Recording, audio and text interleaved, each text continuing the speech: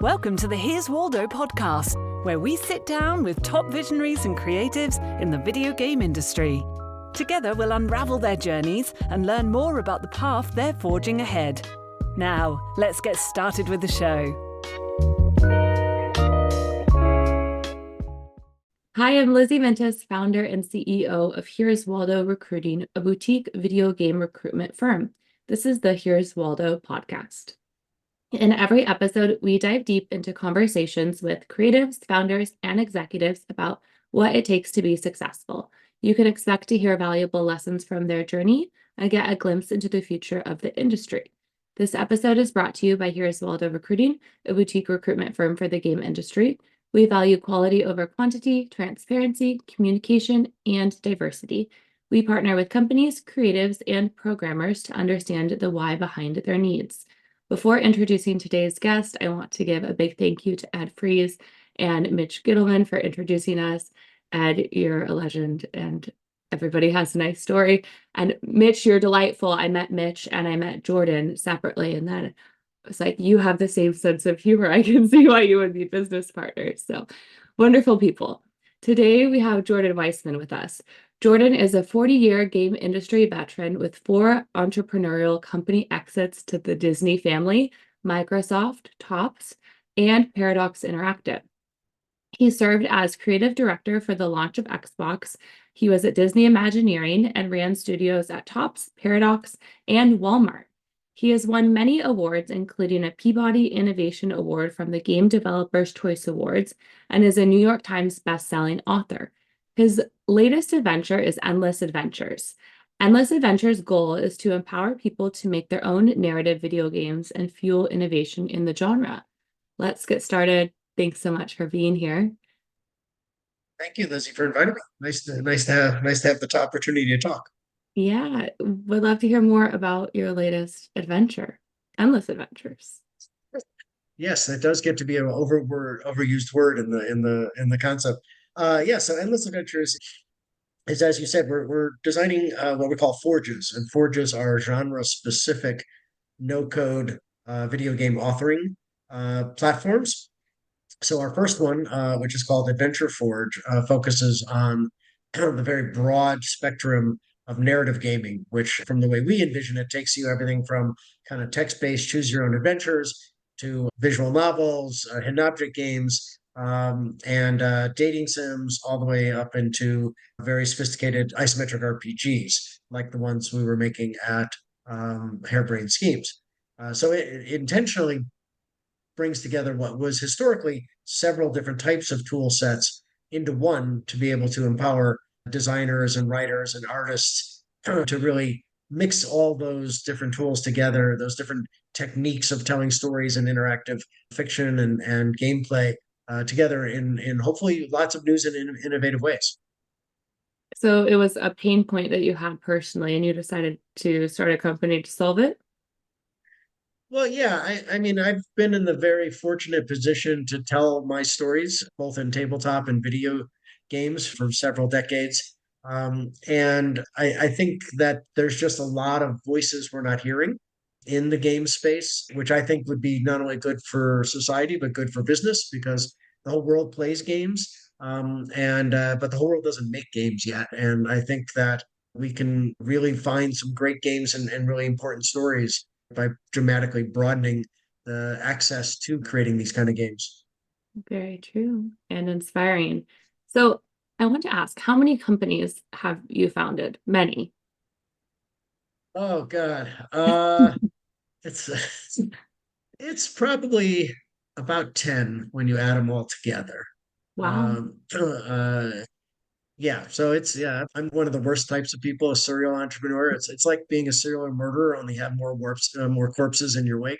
So yeah, it's been about 10. And I'd say about more than half of those have been with my wife, Dawn, as a partner and co-founder. I've worked with her many times on many businesses. So that's always been really fun, That's great. part of the dynamic. Yeah, that's a special skill. I was just chatting with my husband if we could work together. He said hard no. It's always been part of our dynamic. We've always loved creating together. Yeah. When we tried it when we were first married, and that was a disaster. But then we tried it again about 5, 6 years later, and it worked well. And so we've been doing it ever since. Power couple. So I want to go to the beginning of your journey with FASA, like NASA, but with an F. Was this your first company, and what inspired you to start this? So yeah, if we don't include all the things I did in high school, which were, being a high school student and trying stupid things, it was my first. And what inspired it was that I was playing a game, tabletop game called Traveler, which was a science fiction kind of equivalent to Dungeons and Dragons, with my friends. And I started drafting up blueprints for spaceships to use in the game with your little miniature figurines. And people started seeing those and say, "Hey, those are cool. Can we get copies?" And so I was like, "Well, maybe there's a business here." So um, one night at my game session said, "Hey, I'm gonna start a company and print these and see where it goes. Anybody else got a couple $100 to throw in?" And Ross Babcock, which was a friend from college, was like, "Yeah, I'm in," and thus became a 20-year partnership. Formed rather casually, quickly at that night's game session. So yeah, printed those up and started selling them, and then they got the attention of Mark Miller, who was the creator of Traveler, and he was excited about it. Gave us a license to do them officially as Traveler merchandise, and then we just kept growing from there. It was kind of just the organic thing. Eventually, within a handful of years, FASA was the second largest company in the industry after TSR, the publishers of Dungeons and Dragons. And that was it was a fantastic experience. Just love the memories of those days. Can you share a story from those days just about growing the company from an idea with your friend to the second largest company in the genre? Well, yeah, so there are so many. I think since the focus here is mostly on business side, one of the first things I realized was that, I think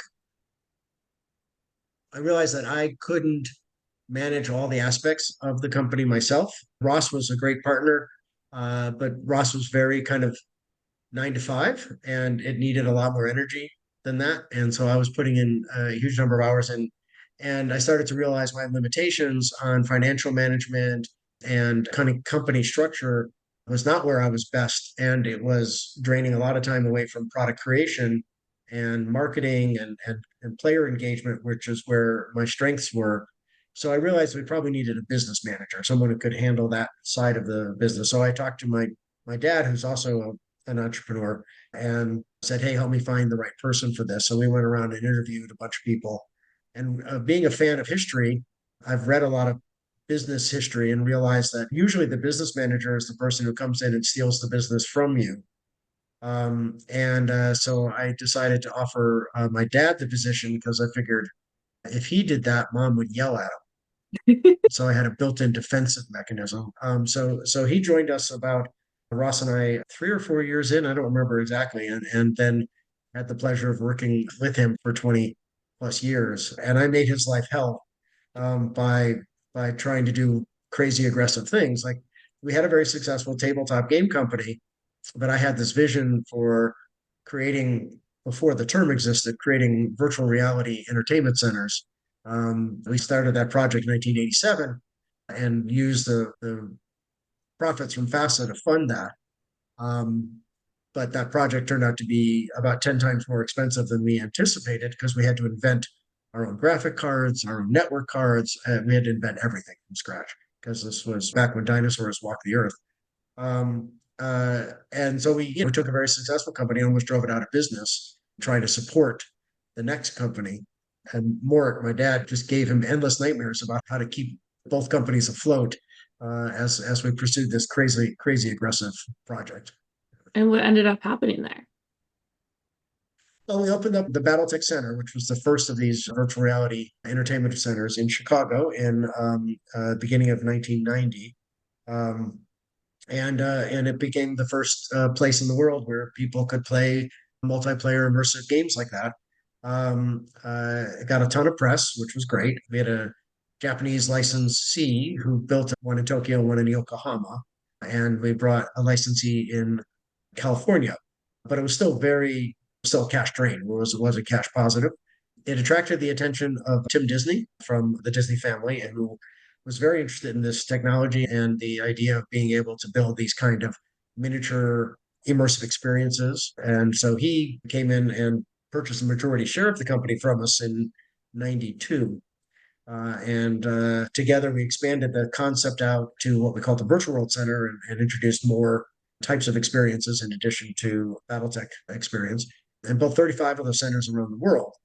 And starting in the early 90s, we basically pioneered a lot of what would become esports, where we had local, regional, national, and international tournaments, with this multiplayer game, with, the championships being televised and all sorts of these kind of things. We learned just so much, not only about the electrical and software engineering, but about the social engineering of how multiplayer games worked, and how long-term kind of communities built in these kind of digital spaces.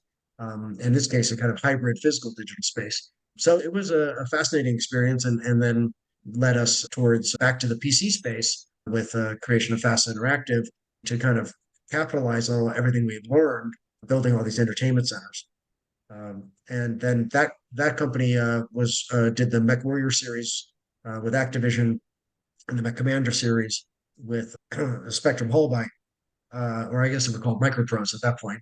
And then Microsoft ended up acquiring that company, and that's how I ended up out in Seattle working for Ed as his creative director. Wow, full circle. So you were running these two companies in parallel for quite some time. Yeah, not doing it anywhere near as successfully as Elon Musk theoretically does it, but yes. So admittedly, I had stepped out of kind of day-to-day operations at FASA, the board game company, to be really focused on virtual world entertainment on the digital side. So I was still very, still involved in kind of the larger creative directions that the products were going in, but I wasn't day-to-day operations. We brought in a president. Initially, Sam Lewis was president there, and so I wasn't trying to run two places day to day. I think that would have been too much for me. Yeah, you'd have to go full Elon Musk, and that might have taken you a different direction.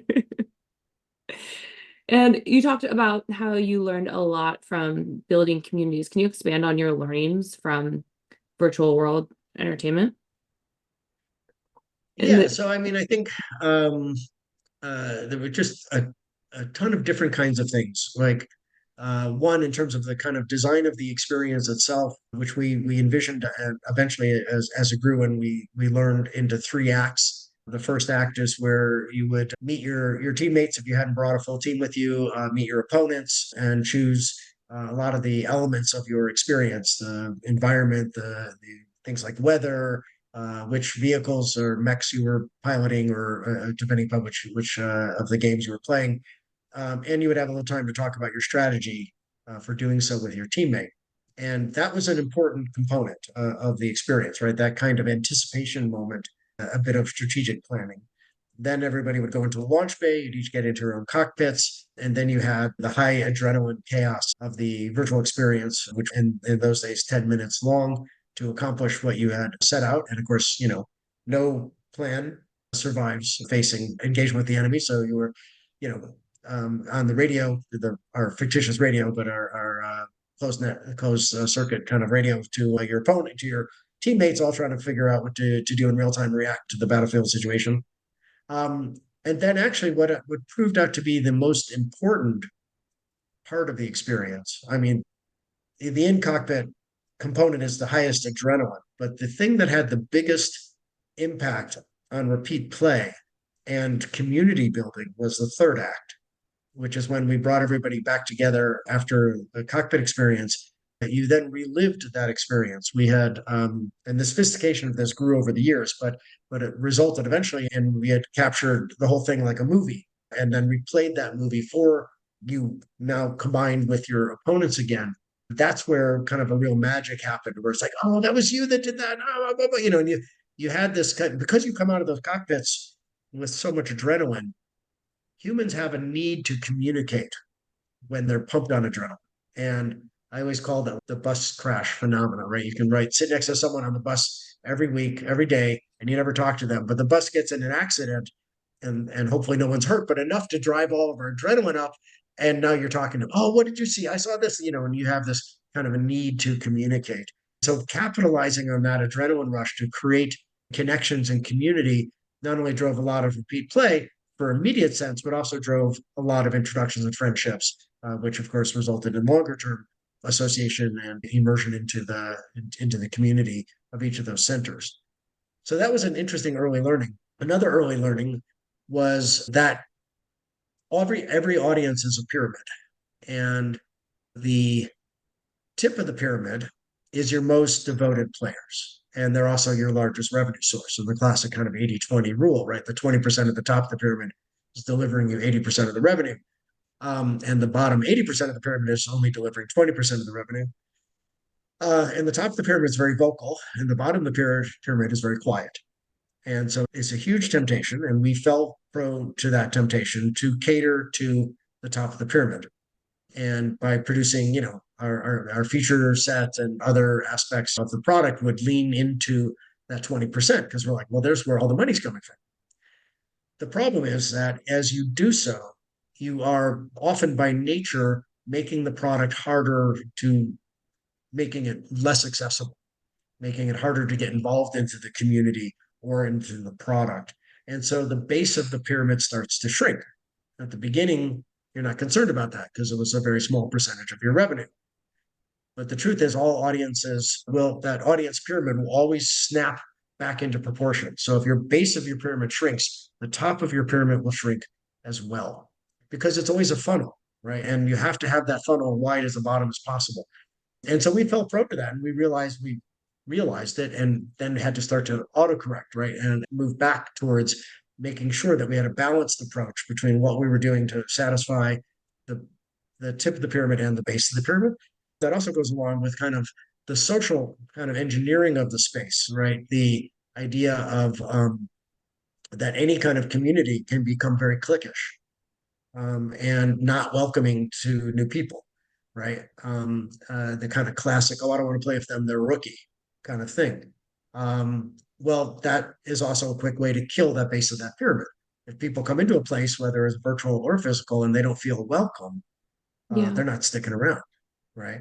So we needed to actually change things in how the community worked and the incentives that we were driving our experienced players, our top of the pyramid with, to make the new players an important component, right? To really encourage them to be welcoming. I think one of the places that came to pass first was when we did the BattleTech Online, which we did with a group called Kesmai.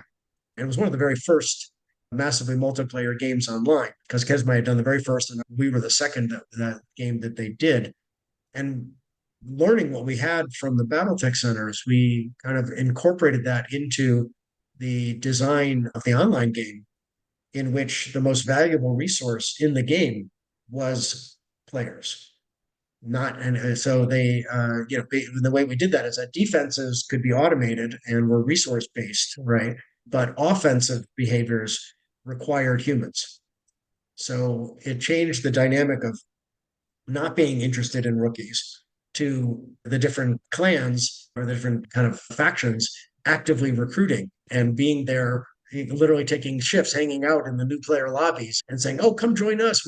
I'll be your mentor. I'll teach you how to play the game. And we have some resources. We'll get you a better mech, So when you make new players the most valuable thing, it changes the entire kind of dynamic into something that's very, very welcoming.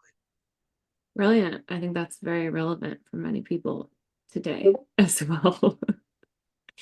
Tell me about getting acquired by Microsoft, whatever you can share from that, and then about your accomplishments once you joined Microsoft. And the transition I'm curious about too, like being this entrepreneur to working at a much larger company.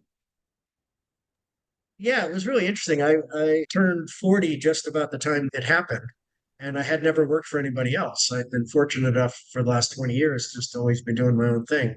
So it was the first time I ever had a boss, and that was a very new experience. Luckily, it was Ed, and Ed's a very good boss, but it was really interesting. It was kind of the opposite of what I'd had, right? I always had kind of complete freedom of motion, if you will, and very little resources, right? So we're always trying to figure out how do we do the impossible with almost no resources.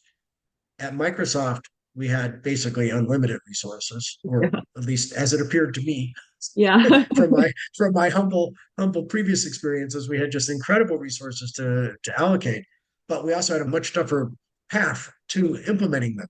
I've learned that this is true now that I've worked at several large organizations. It's very hard to get a clean agenda at a large organization because you've got so many different groups doing so many different things, and often those agendas can be in conflict with each other. Most of the time unintentionally, but they can restrict motion of any one agenda because of its potential conflict with other agendas. And this makes it hard to go take mountains, right? To go take the hill because you're potentially constrained by other things that the organization is trying to do that's unrelated to your project. So that was challenging. And also in doing the kind of relationship building with exterior companies, because part of the role I played was to establish relationships for Microsoft in LA for film and television and publishing, built and did all the initial deals for publishing all of our books based on our games and all those kind of media things, which I'd been doing on my own for all these years or with Tim Disney. Now we needed to establish all that for Microsoft and all the IPs we were creating there. And that was a lot of fun, but I also kind of started to get the feeling like as Microsoft, I could open any door, but it was almost impossible to walk through it because, again, we could get access to anybody and had the resources to do amazing things. It was just very hard sometimes to get them done, right? And again, this is from my perspective in the context of, we were accomplishing this Yeah. incredible agenda, incredible thing all the way along, turning Microsoft, which was a PC only game company and only recently a successful PC game company, into a console manufacturer and console company with an organization that at the beginning really didn't understand the difference between those things, right? So there was just a huge amount of kind of internal learning and external relationship building. So there was a lot. It was exhilarating and sometimes frustrating, but incredibly exciting experience. Yeah. Can you talk about your accomplishments when you were at Microsoft and how you managed to navigate and get stuff done? Well, I think in terms of accomplishments there, I'm very proud of the teams that we built. The team when I started there was less than 300, and our team that we brought from Chicago was 60 of them. And then when I left, we were at 1,500 people. So that was a crazy amount of growth. One of the first games we did when I got there, we were working on MechWarrior 3 and Mech Commander, but then I had a new IP that I had created called Crimson Skies that I really had fun with, and I was very proud of the PC game we did of that. And then Crimson Skies became one of the early Xbox titles. I didn't have as much direct involvement in, but very excited to see the universe and characters I had created, brought to life in both of those platforms. The PC one I was very involved in, the Xbox one not as much. And I think I'm proud of the kind of design philosophy that I was able to put together and propagate through all of the teams, which centered around this concept of what I called essence, core, and overview. As designers, especially back in those days, we would sit down and write these giant documents, right? Because we were, this was prior to Agile, it was very waterfall based. And so you had these huge documents that like write down everything we're going to do for the next 4 years, which of course was insane. I don't know what we were thinking in those days, but you'd have these giant docs. And then what I realized is that when we built those giant docs, we often lost track of what we were really trying to make. Yeah. Right. And so developed this concept, the essence, core, and the overview. The essence was 50 words maximum. And you had to kind of encompass what the pitch to the player was within 50 words. My designers initially all just were like, that's insane. I can't sum up my brilliance in 50 words. I'm like, well, Yeah. if you can't do it now, then some poor schmuck in marketing 3 years from now who only gets 10 words is really not going to be able to do it. So if you don't have a fine enough point, if your vision isn't clear enough now about what that's going to be, then we're lost in 3 years from now or millions of dollars later, right? So that became a very, very difficult thing for us to do, to be able to write those with that kind of clarity. And I always said that basically what you're creating is a scalpel. And that scalpel is now going to be used to cut away all the features that don't actually add up to that statement, right? And you weren't allowed to talk about features in the essence. In 50 words, you didn't have space to talk about features. You had to really step back and think, what is the goal of these features? What are they trying to accomplish? In the essence core in the core document, you now had 1 to 2 pages. And there, again, you weren't supposed to talk about features. You were supposed to talk about take that 50-word one and break it now into like 5 or so actual larger goal statements that you're trying to accomplish, right? And then the overview, where you actually had like, I think 5 or 6 pages. Now you can talk about features that would be used to accomplish those goals, right? And that became, I think, a very solid kind of way for us to evaluate titles to determine, did we understand enough of what they were before we started trying to make them? And also, the other key component was, as you make them, don't unconsciously drift from these statements. You will need to change them because, especially over a large project, these things do change and evolve. But you need to explicitly go back and say, we are making a change to the essence or to the overview or the core.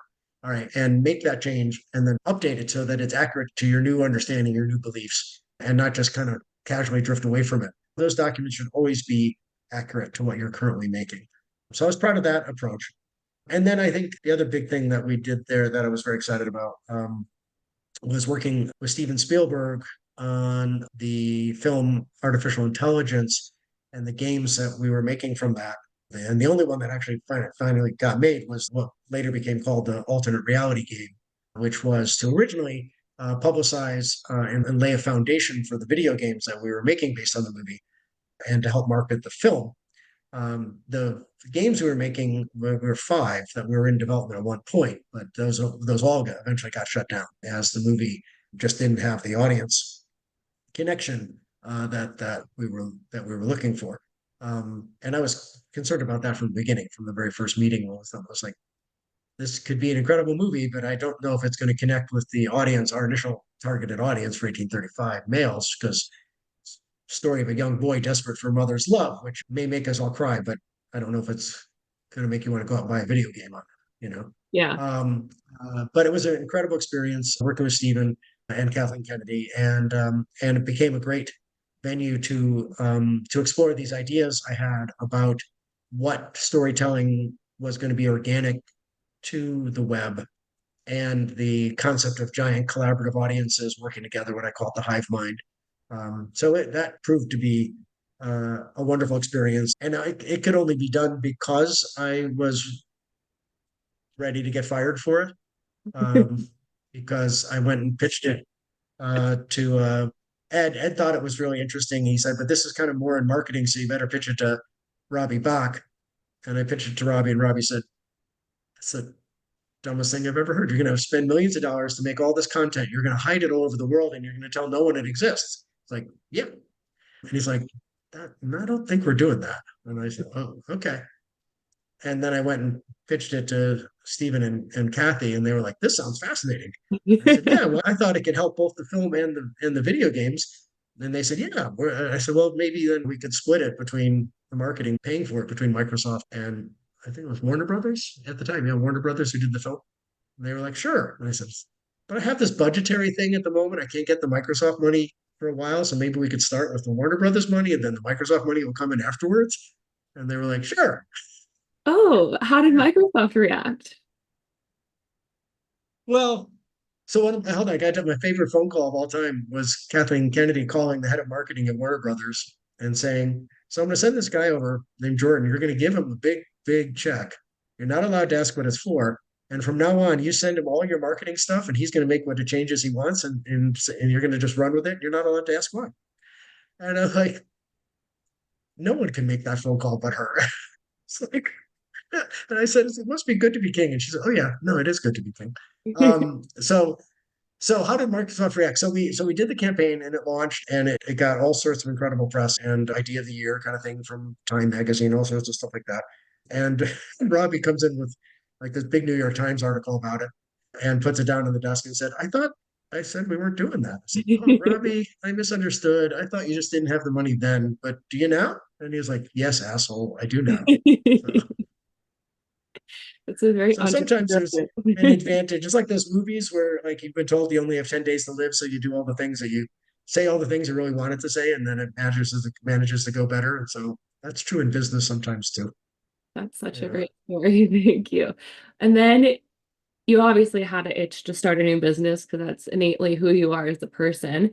And the internet told me you started WizKids and it went from a startup to over 30 million in sales in 2 years.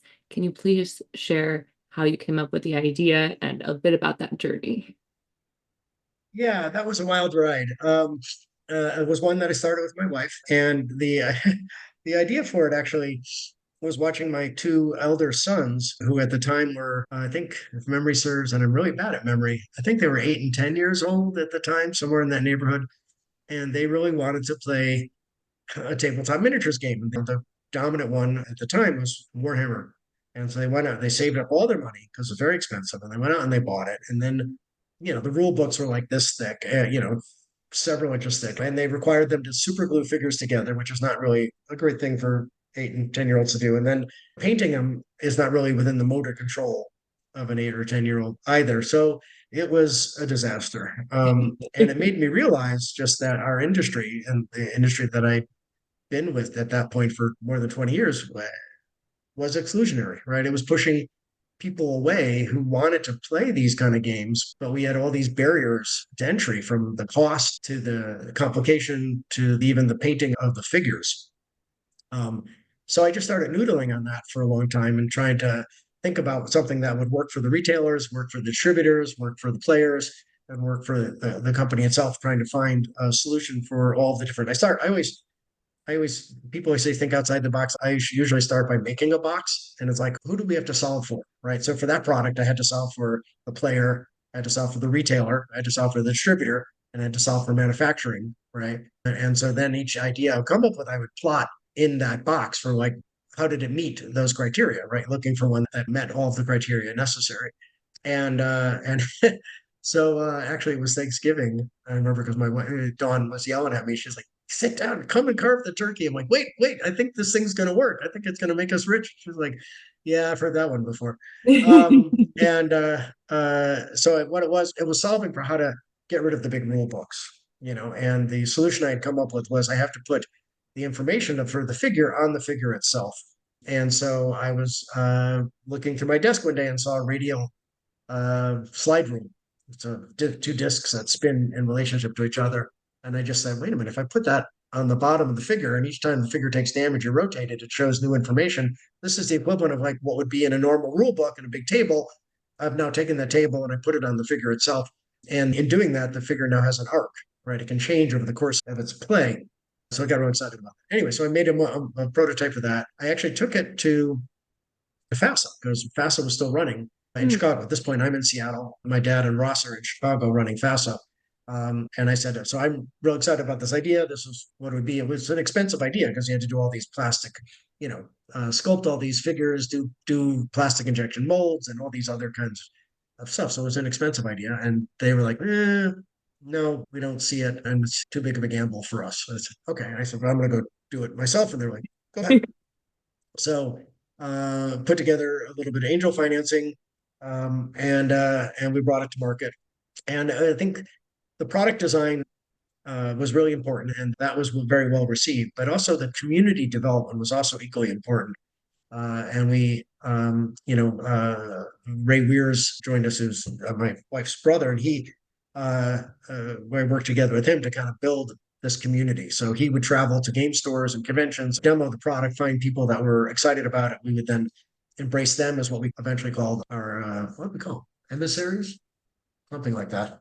But they were basically our volunteer team that would go out and do demonstrations of the games and then run tournaments and leagues at different stores. And then we had a whole kind of online system for how to reward them with figures for the things they were doing.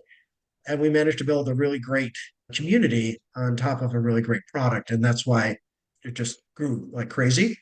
We also learned that superheated growth meant that the figures that the volunteers were getting as rewards started to have like really high secondary market value, Oh, which was nice for the volunteers, but it also started to attract people into the program who weren't really interested in the community or the game. They were just interested in the eBay value yeah. of the pieces they were getting. And so we started to get now not, we had this wonderfully warm and welcoming community. And we started to undermine it because it became too high rewarded to take those roles, and people with the wrong intentions were getting involved. And so it caused us to kind of sit back. This was about year three or something, to sit back and rethink that whole program to make sure that it had kind of more important emotional rewards than it had financial rewards, because emotional rewards would be important to the people who cared about the community, cared about the game, as opposed to, for if you were just trying to score on eBay, the emotional Yeah. rewards weren't going to do that for you. So it was another good lesson in community development and how to build something that has a longer curve to make sure that it could survive for decades. And those games, HeroClix and Mage Knight, they're now over 20 years old as well. So managed to continue on. What was the emotional reward that you were given? So most of it surrounded access, right? So we were still rewarding them with figures and things like that, but they weren't as exclusive as they were before. So they didn't quite have the secondary market value, right? Which was important. And then what we started to really do is spend a lot more time on is every time we'd go to a convention, which we would do conventions all around the country, we would host events for our volunteers where they would come and we'd have an evening of just hanging out together with all of the designers and the people from the company. We would show them new things that were coming. We'd give them sneak peeks. We'd get their input. And so it was much more about being a valued insider Yeah. than it was about stuff you could sell on eBay. Yeah. And what was the outcome of that, the eBay versus events from a ROI perspective? Um, well, I mean, I think the big thing was the community kind of righted itself in places which were getting, negative experiences, like players who were getting negative experiences because their envoy, that was the word, their envoy was not there for the right reasons. Well, those envoys went away, and envoys who were there for the right reason got involved, and so their experiences went better, and so the sales curve continued to go up instead of where we were starting to worry that it was flattening because of the community. Because all games are really about community and connecting with people, whether they're video games or they're tabletop games. And that's why I always look at my career as, in reality, everything I've ever done is just three legs of the same table. It's about socialization, it's about storytelling, and it's about mechanics. And the mechanics is only in service of the socialization and the storytelling, you know. And because we're social animals, right? And I mean, we're animals that are built for socialization and for storytelling. That's what our brain does, right? It turns everything into a story, and then it wants to share those stories, you know. True. And so, to me, even though it looks, like a wide range of different industries and technologies, it always comes back to those same three things. So you've started a lot of companies, and I think a lot of listeners are somewhere in an entrepreneurial journey. What advice do you have? You touched a little bit about, but for building the founding team and just the foundational building blocks, day one, getting your startup off the ground, getting the idea, what advice and stories do you have? Well, yeah, first, I think be very critical of your own ideas. This is very common advice, right? Figure out how your idea fails, and try to figure it out quickly. So I do think, try to look at all the different stakeholders that your idea has to satisfy, really vet them as much as you can, and before you move forward. Um, don't believe your own hype, and your own bullshit. I've fallen into that mistake a couple of times. I mean, having built two very successful companies in the tabletop industry, I started a third one thinking I knew everything. It failed because I didn't do my work. I didn't do the work, right? What do you It's mean? like I didn't go. I'm sorry. Tell me more. What didn't you do that you wish you did? Oh, I didn't do the research, right? I assumed, oh, I've been in this industry for 40 plus years. I know everything about it. That's like saying I know everything about the river. The river is constantly changing. You can't put your foot in the same place in the river twice. And just because I've been in the industry for 40 years, that industry is never the same. And I didn't do my homework, right? I didn't take my idea and vet it with all the different stakeholders, with the players and the retailers and the distributors. I just didn't do the homework because I bought into my own hubris, right? And I launched a really good design game that was a very poorly designed product, and it failed, and it was an expensive failure. So yeah, just because you're old and you've done it a lot doesn't mean you can't make these mistakes again, yourself. So it's really important to make sure you're always testing your assumptions and you're always doing that. Next thing is who you're doing it with. Um, I've seen so many good ideas and good companies break up because they didn't spend enough time on understanding the expectations and relationships of the founders, right? You're going to spend a huge amount of time with this founder, as much or more than you spend with the mate you go home with or home to. And really understanding what is our goal with this company? What's the end result, right? Are we building this to live forever? Is it something we want to sell? Where's our end goal for this company? What are our roles in this company? What is our work ethic? If we need to be here at midnight, are we here at midnight or not, right? And there isn't any right or wrong answers to any of these questions. There's just the need for you to be on the same page about them with your founder, with your fellow founders. And then negotiate the divorce right up front, right? Okay. Just like a prenup and a wedding, Yeah. right? Say, okay, so let's assume we get into this a couple years from now, and now we're not agreeing on something. What happens, right? You want a mechanism to resolve loggerheads between founders because otherwise the company will come to a halt or just implode, right? So you need to be able to think about that ahead of time and just put it down and hope you never have to open that file again. But if you do, it's there, and you now have a framework to resolve those issues, and continue to capture the value you've created as a team. So I think that's really important, and I see that mistake all the time. The other thing is nothing is designed for everybody. Figure out who specifically you're designing it for. And in the beginning, the smaller the audience you can design for, the better. Because if you can design a product for a niche that isn't being reached, you'll have a much more cost-effective way to reach them, right? Because you know where these people live, digitally and physically. So designing small products for small audiences is the right way to start, rather than trying to start with giant ideas for giant audiences. It's just prohibitive. You can't afford to get there, right? Each product is a stepping stone to the next product, and each audience can be a stepping stone to the next audience. But figure out the smallest one you can start with and knock it out of the park for those people and turn them into fans who then will speak highly of you when you move to your next product and your next adjacent audience. I use the example of a juggler at a Renaissance fair, right? Like whenever a juggler starts a show, he just grabs two random people and say, "Do me a favor, on the count of three, just yell ooh." And then those two of them yell ooh, and five more people walk over. Okay, hey guys, now just on the count of three, everybody yell ah. Five more people walk over. So, and then again, when about 15 people, now he actually does a show, right? You have to think small, start small, build goodwill, and that brings in larger and larger audiences over time. Great advice. Thank you.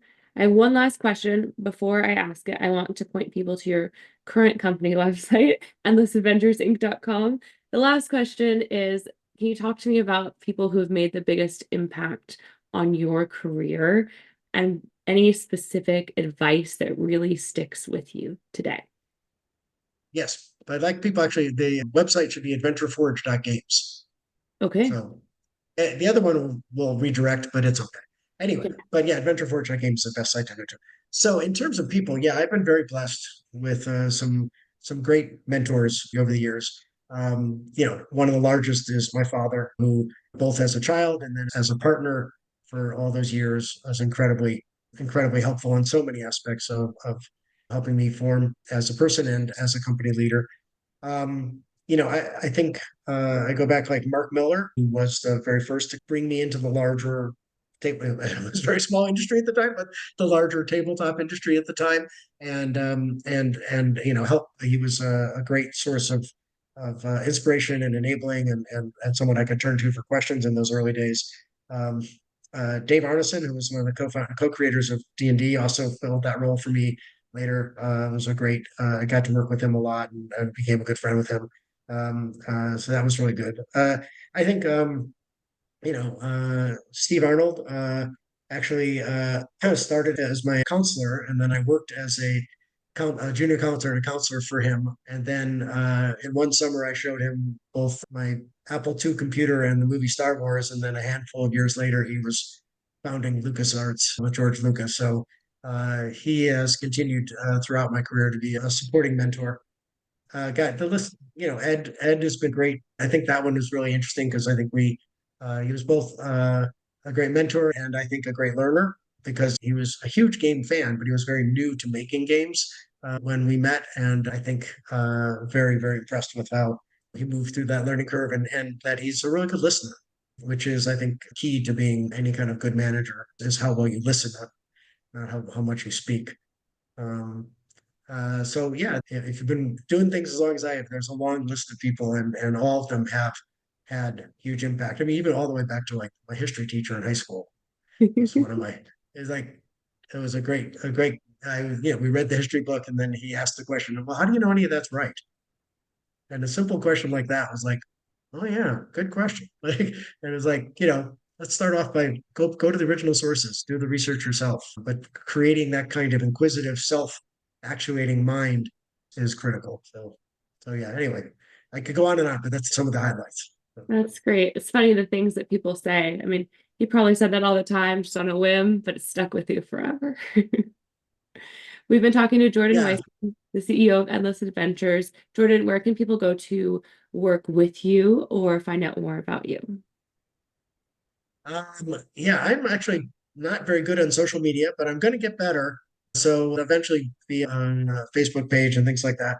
I guess the Wikipedia page is mostly right, but I'm not allowed to edit it, so it's not all right. But yeah, you can hit me up on LinkedIn. I do get there every once in a while, so that might be the best place to reach out to me. So. Perfect. Thank you. Thanks so much for listening to the show this week. To catch all the latest from Here's Waldo, you can follow us on LinkedIn. Be sure to click subscribe to get future episodes. We'll see you next time.